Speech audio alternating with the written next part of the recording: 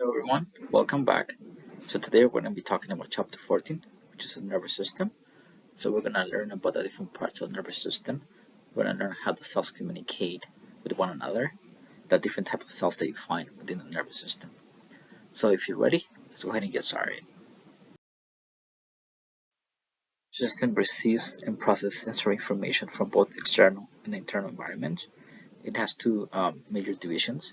So you have the central nervous system, and this consists of the brain and the spinal cord. And then the peripheral nervous system, which consists of the nerves that are basically outside of the central nervous system. The nervous system has three main functions. The first one is sensory.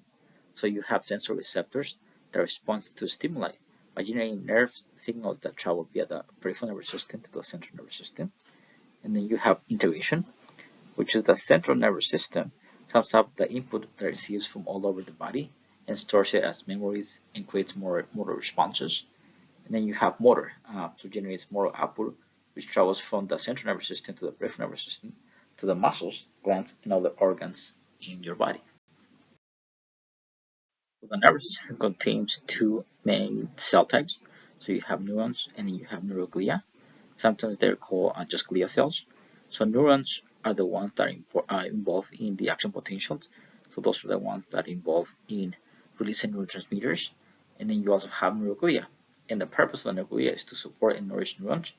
Now, neuroglia greatly outnumber neurons, and the neuroglia in the central nervous system are microglia, astrocytes, and oligodendrocytes. And the neuroglia in the peripheral nervous system are called Schwann cells. Glia are subdivided into different types.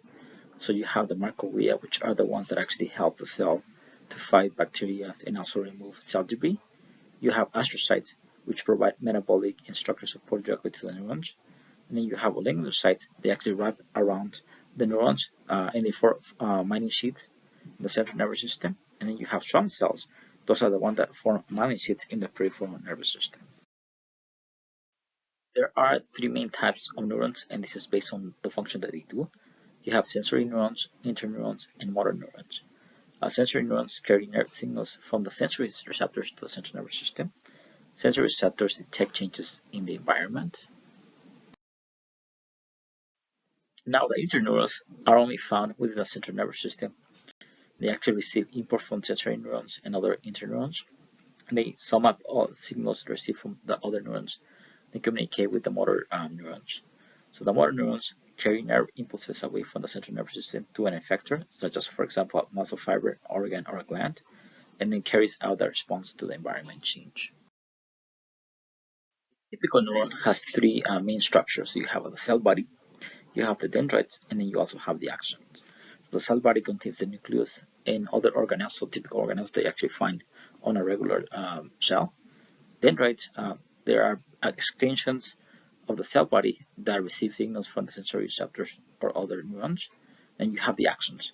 So the axons are the portion of the neuron that conducts nerve impulses. Individual axons are termed nerve fibers, and collectively they form a nerve. So here we have an image of a neuron. So what we can see here is the axon, and then you have the Schwann cells that are basically wrapping around the axon, forming myelin sheaths. Now what you can see is that there's segments where there's no Schwann cells, and so this is known as the nodes of Ranvier. So long axons usually have myelin sheaths, and the purpose of the myelin sheaths is basically to help conduct the message much faster. So gray matter in the central nervous system is gray because it contains no myelinations, and this is in contrast to white matter, so which is basically composed of myelin sheaths. Now, there are certain diseases that in which the myelin sheaths actually break down, and what happens here is that you're unable to conduct or transmit the information. So you and I communicate through language, through words. If I say hi, you're gonna say hi back. In the case of the neurons, they communicate through electricity, so changing electricity, and also by the release of chemicals known as neurotransmitters. Now, a nerve impulse is an electrical chemical change that conveys information within the nervous system. This is also known as an action potential. This happens in the axons. Now, in order for this to happen, there must be a stimulus. So a stimulus is a change that activates the neuron. And this could be several things. So for example, the stimulus could be a prick of a sharp needle within the skin. Now, in order for an actual potential to occur, a threshold must be met. So usually the neuron is at rest. So inside of the neuron, it's minus 55, minus 60.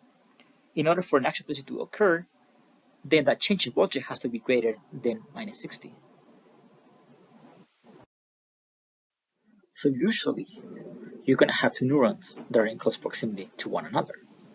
So the end of a neuron is called the axon terminal.